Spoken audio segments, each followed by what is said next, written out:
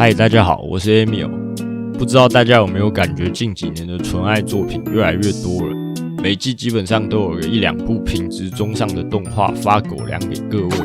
不过今天的影片重点不在纯爱番的讨论，而是会认真聊聊一部我认为极其优秀的纯爱番，那就是我内心的糟糕念头。我内心的糟糕念头，原作是由樱井纪雄这位女性漫画家在2018年开始连载的漫画，之后在2023年4月改编为动画播出，动画表现跟回响都相当不错，也已经宣布2024年1月会播出第二季。基本资讯大概是这样，接下来我会含一点点剧透的聊聊这部作品，以及我喜欢的原因。没错，我非常喜欢这部作品，甚至第一次看完动画就又马上刷了2遍。虽然我认为这部被剧透一些内容的影响不大，但大家还是自行评估后再观看。那我们开始吧。先来聊聊关于这部作品的一些基本调性。我认为作者樱井纪雄对于国中生的描写掌握度真的很高，不管是主角的内心剧场，男生整天聊黄色话题，女生整体显得更为成熟一些，我觉得这些描写都非常精准。我相信大家在看的时候一定某程度也有对，以前国中时真的就是这样的感觉。这种国中生式的幽默跟对性的微妙氛围，就是整部作品的基本调性。再来聊聊动画的监督赤城博昭，他在这之前的代表作，我认为是擅长捉弄人的高木同学，在纯爱作品里面也算是相当优秀且经典的作品了。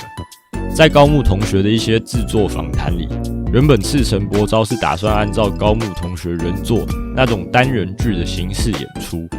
但后来到小豆岛取景后改变想法，想把高木及西片两人心境的转变描写出来。以实际成果来说，这招大概也成为了赤城博昭的拿手好戏。而我内心的糟糕念头，刚好就是这样一部非常强调两人心境及距离的变化的漫画，所以给赤城博昭当导演绝对再适合不过，成果相信大家也看得出来，太神啦！由于这部作品主要是以男主角四川金太郎作为第一视角，加上有很多内心念头的篇幅，所以要写出四川的心境变化其实不难。但这部作品在女主角山田的描写上就非常厉害，整部作品几乎没有任何山田的内心 OS， 但制作组就是可以透过表情、动作等细节，让观众看出他的心境转变以及一些心思。再来讲讲四川这个男主角，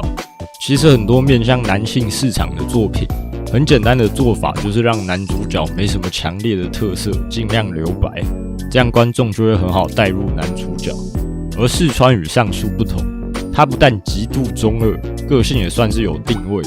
即使如此，仍能让男性观众认同，这就是作者樱井纪雄厉害的地方，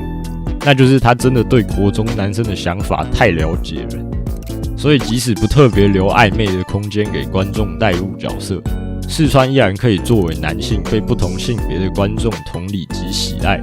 这样的角色塑造，我认为也是纯爱番要好看非常重要的要素。而四川在整部作品中的成长，其实也能明显被看见，像是他在与山田相处的过程，逐渐理解、接受自己的想法，最后也很诚实地面对了过去的自己，看得让人非常感动。这也是让我很喜欢四川这个角色的原因。至于一些男女主角互动的桥段，我觉得就算中规中矩，标准的发狗粮。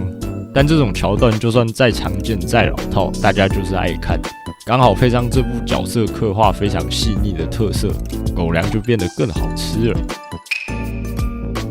这部作品还有一个让我很喜欢的地方，就是音乐。音乐是由我非常喜欢的作曲家牛尾宪辅制作，人长得又帅，作曲又强，太过分了。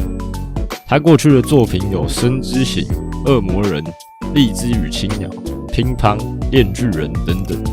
他相当擅长用电子音乐呈现出来的感觉有他的风格，却又不会像泽野弘之那样，有时候音乐反而大于整个动画，很难驾驭。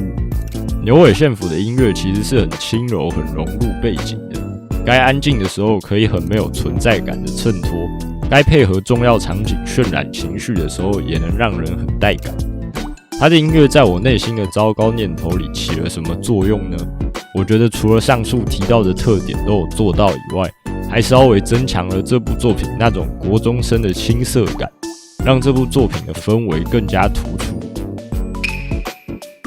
坦白说，这部作品以主题是纯爱跟一些成长来说，我觉得已经无可挑剔。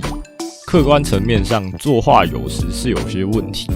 但除了这个之外，我真的找不到什么缺点。而且主观上，我也非常喜欢这部作品，所以毕竟这是点评节目，我还是要给个分数。满分10分，这部我可以给到9分。先说一下，我不是那种给不出满分的人，我真的觉得毫无死角的神作是会给到满分的。这部作品给9分 ,0.5 可以单扣在作画，剩下 0.5 主要是要留给那些我认为有极其充满内涵的作品，或是能够留有相当历史地位的作品。9分对我来说的概念就是有些许可见的瑕疵，除此之外几乎无懈可击，并且我相当喜爱的程度。讲到这里，应该可以理解我对我内心的糟糕念头的评价有多高了。以上大概是我对我内心的糟糕念头的一些评论及感想。我在观看的当下及写稿的时候，其实都常常因为它的一些剧情回想起我的国中生活，不得不再次佩服作者对于国中生的思想的了解程度。这部漫画我目前只有看到动画演到的地方而已，因为当我看到表现特别好的动画，我其实都会舍不得去看漫画的后续。